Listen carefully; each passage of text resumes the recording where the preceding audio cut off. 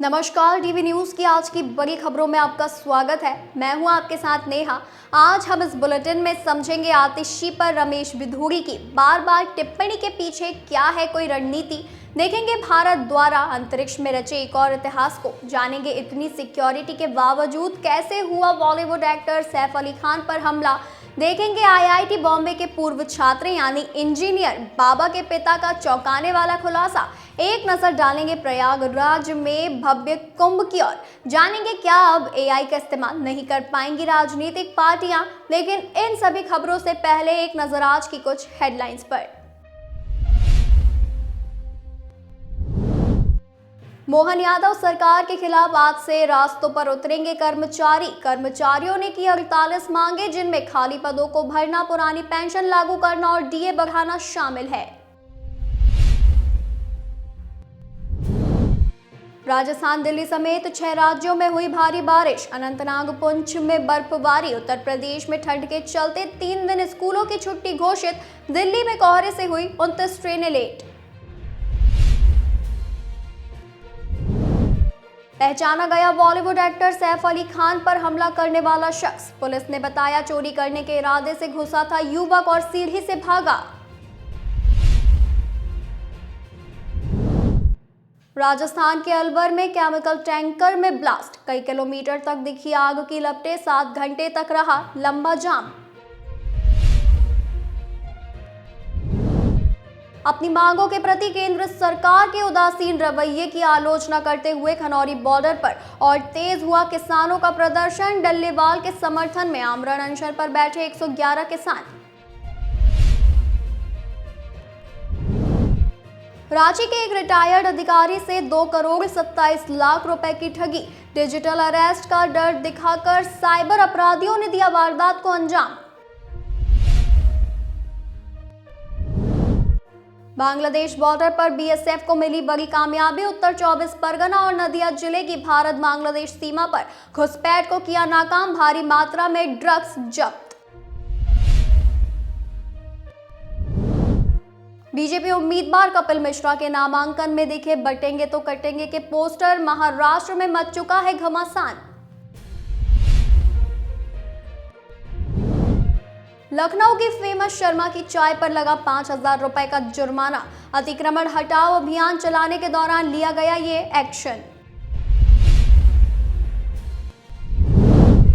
Indian railway ने cancel की नई दिल्ली वैष्णो देवी वंदे भारत एक्सप्रेस। 50 दिनों तक रहेगी बंद। जम्मू तवी यार्ड रिमॉडलिंग के कारण किया गया ट्रेन को रद्द। वहीं ये तो थी कुछ हेडलाइंस। अब चलिए रुक करेंगे आज की सबसे बड़ी और खास खबरों की ओर।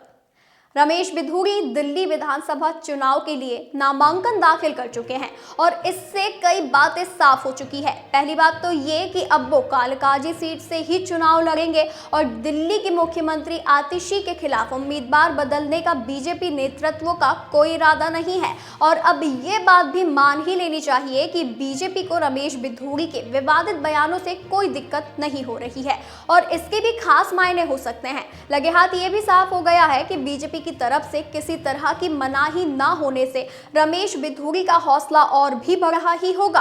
आतिशी के खिलाफ रमेश बिधूड़ी की नई टिप्पणी भी यही बता रही है। हैरानी की बात यह है कि चुनाव आयोग की चेतावनी के बाद भी रमेश बिधूड़ी पर कोई फर्क नहीं दिख रहा है और ये सवाल है कि चुनाव आयोग रमेश बिधूड़ी के खिलाफ इसे लेकर कोई एक्शन लेगा क्या।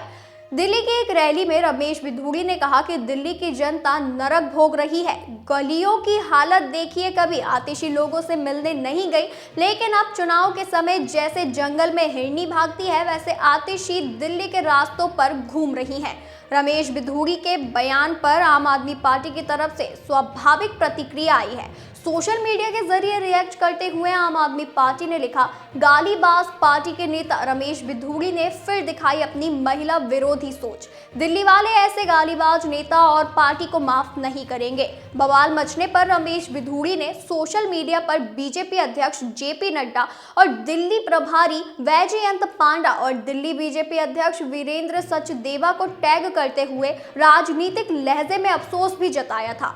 एक प्रेस कॉन्फ्रेंस में रमेश बिधूड़ी का जिक्र करते हुए आतिशी रो भी पड़ी थी। आपको बता दें, आतिशी का कहना था कि बीजेपी नेता ने उनके बीमार पिता को भी नहीं बख्शा है। वहीं भारतीय अंतरिक्ष अनुसंधान संगठन यानी इसरो ने गुरुवार को स्पेस डॉकिंग एक्सपेरिमेंट के तहत सैटेलाइट्स की डॉकिंग सफलतापूर्वक की। इसरो ने सोशल मीडिया मंच एक्स पर एक पोस्ट में कहा कि भारत ने अंतरिक्ष इतिहास में अपना नाम दर्ज कर लिया है। गुड मॉर्निंग भारत, इसरो के स्पेडेक्स मिशन ने डॉकिंग में ऐतिहासिक कामयाबी हासिल की है। इस लम्हे का गवाह बनकर गर्व महसूस हो रहा है। इससे पहले 12 जनवरी को इसरो ने उपग्रहों को डॉक करने के परीक्षण के तहत 2 अंतरिक्ष यान को 3 मीटर की दूरी पर लाकर और फिर सुरक्षित दूरी पर वापस भेजा था। इसरो ने 30 दिसंबर 2024 को स्पेसडेक्स मिशन को कामयाबी के साथ शुरू किया था। 2 छोटी सैटेलाइट्स चेजर और टारगेट को 24 पेलोड के साथ ले जाने वाले PSLV C-60 रॉकेट ने श्रीहरिकोटा के सतीश धवन अंतरिक्ष केंद्र के पहले लॉन्च पैड से उड़ान भरी थी।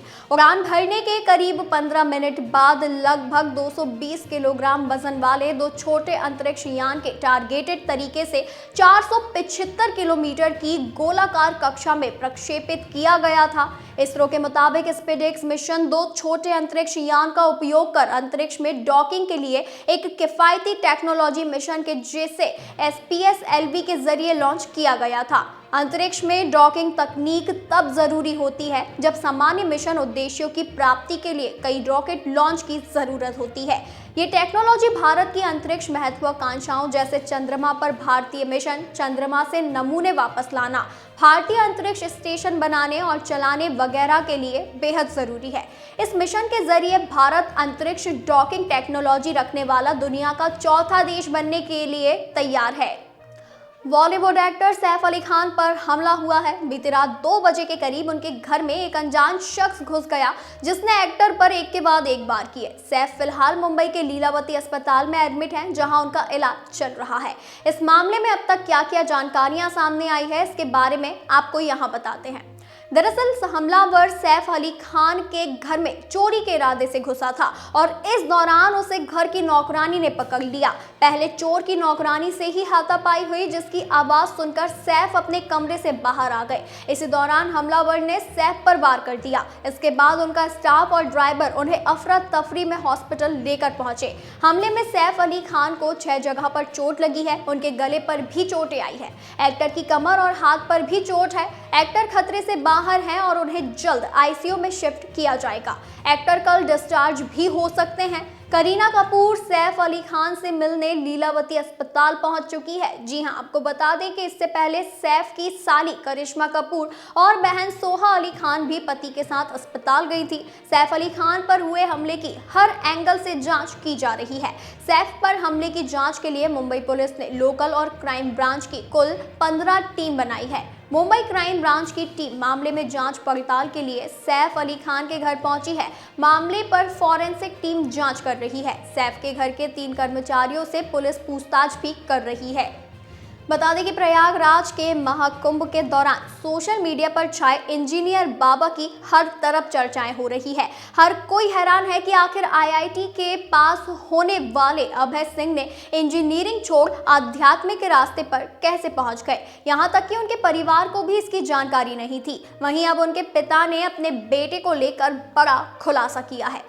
दरअसल हरियाणा के झज्जर जिले के सासरौली गांव में रहने वाले अभय सिंह उर्फ इंजीनियर बाबा के पिता कर्ण सिंह ने बातचीत में बताया कि उनका बेटा बचपन से ही पढ़ाई में होशियार था। अच्छी रैंक मिलने के बाद अभय को मुंबई में IIT में दाखिला मिल गया। खुलासा करते हुए अभय सिंह के पिता ने बताया कि उनका बेटा उनसे कम बात करता था। उसने कभी भी अपने परिवार के लोगों को ये नहीं बताया कि उसकी दिलचस्पी आध्यात्म में है। जब उन्होंने टीवी और सोशल मीडिया पर उनके बेटे को महाकुंभ में देखा तो उन्हें अपने बेटे के इस फैसले के बारे में पता चला।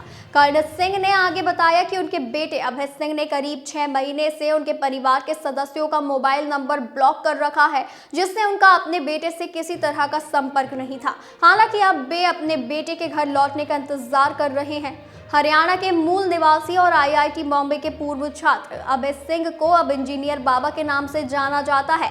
वह महाकुंभ में श्रद्धालुओं को विज्ञान और आध्यात्म का अनोखा संगम समझा रहे हैं।